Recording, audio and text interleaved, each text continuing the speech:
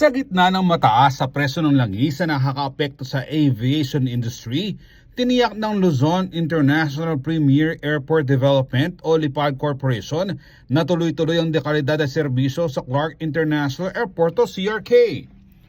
Sa kapihan at talakayan ng Kapisanan ng mga Broadcaster ng Pilipinas o KBP Pampanga Chapter na ginanap sa Clark Freeport itong Martes, April 28, sinabi ni LIPAD President and CEO Noel Manangkil na nagpatupad sila ng incentive packages para sa airlines upang makatulong sa operasyon kasabay ng tumataas sa gasto sa fuel.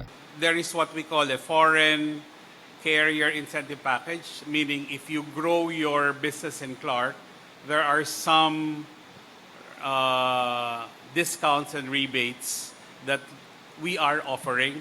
But of course, you will have to have some certain level of performance commitment, which is just fair.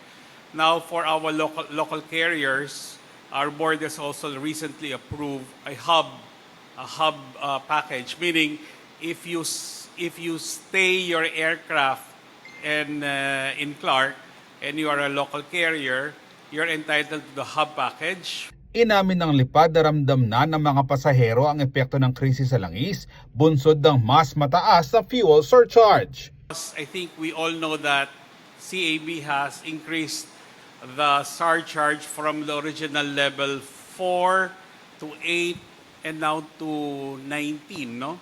So for passengers, that means more cost for you. Bukod dito, nagkakaroon na rin daw ng pagbabago sa flight schedules, kabilang ang consolidation at posibleng kanselasyon ng ilang biyahe. And we have observed this as well. Airlines have started to consolidate some of their flights. So there will be some instances where you would have some cancellations if you have multiple daily flights to a particular destination.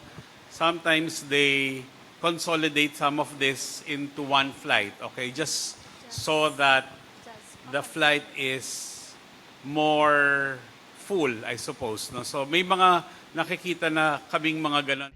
Sa kabila nito, hindi nagbago o lalo pa raw nilang pinahusay ang serbisyo at karanasan ng mga pasahero ng CRK. Ayon kay Terry Flores, Corporate Communications Head ng LIPAD.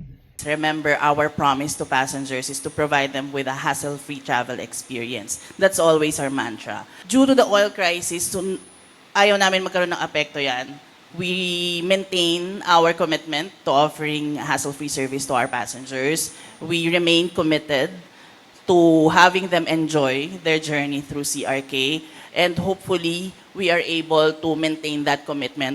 Upang maging accessible ang paliparan, nakipag-partner raw ang LIPAD sa mga land transport providers para sa mga bumibiyahe na nagtatransisyon mula Ninoy Aquino International Airport o NAIA.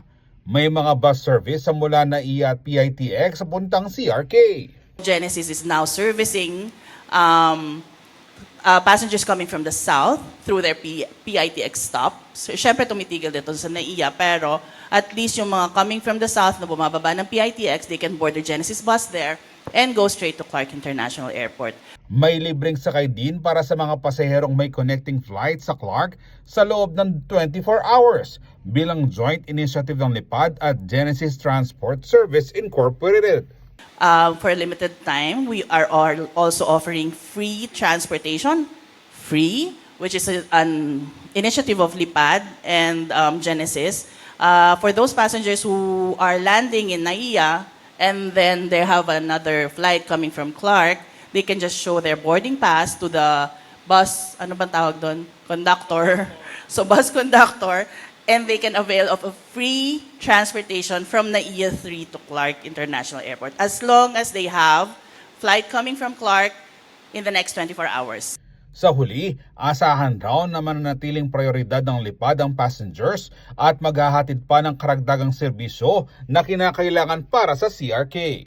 Maraming salamat po sa mga gumamit na ng Clark Airport and dun sa mga gagamit pa. We are committed po sa, sabi nga namin, yung passenger experience is very important to us. We are working very hard to give you more options out of Clark. And we have to thank our partner airlines as well. Very receptive po. They're seeing the market of this area. And as I've said, may challenges naman po tayo. So I'm sure kung tulong-tulong po tayo, we can all overcome this, and then hopefully the growth trajectory continues for Clark. Ako si Jody Dizon Mercado para sa CLTV 36 News.